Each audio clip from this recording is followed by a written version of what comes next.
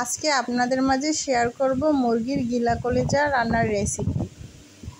এইখানে আমি 3টা মুরগির গিলা কলিজা সব কিছু নিয়েছি, কেটে কুটে পরিষ্কার করে ধুয়ে নিয়েছি। একটা আলু কেটে নিয়েছি।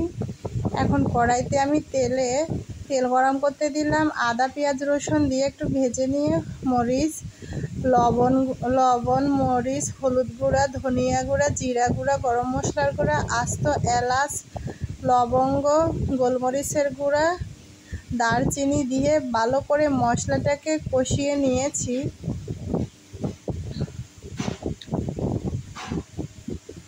এখন আমি আগে থেকে ধুয়ে রাখা গিলা কলিজাগুলো দিয়ে দিব। দিয়ে ভালো করে মিশিয়ে নিয়ে একটু কিছুক্ষণ কষিয়ে নিব। কষিয়ে নিয়ে তারপরে আমি পরিমাণ মতো আরও একটু পানি দিব। দিয়ে ঢাকনা লাগিয়ে আরও 10-15 মিনিট কষিয়ে নিব।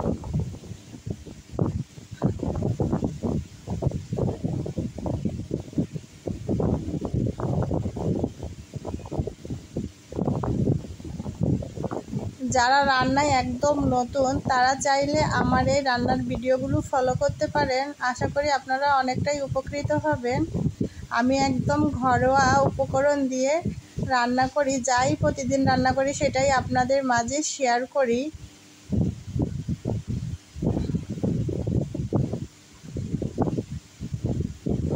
এখন আমি ঢাকনাটা লাগিয়ে দিয়ে কিছুক্ষণ কষিয়ে নিব মশলার সঙ্গে।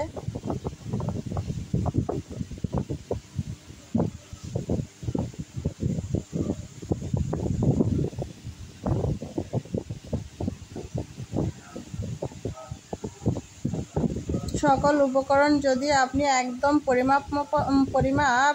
পরিমাণ মতো দেন তাহলে রান্নাটাও অনেক ভালো লাগে।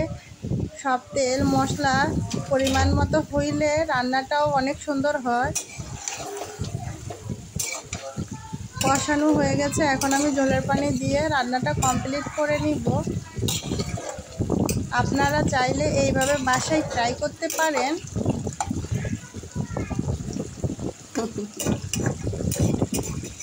অল্প তেল দিয়ে অল্প উপকরণ দিয়ে অনেক টেস্টি খাবার রান্না করা যায়।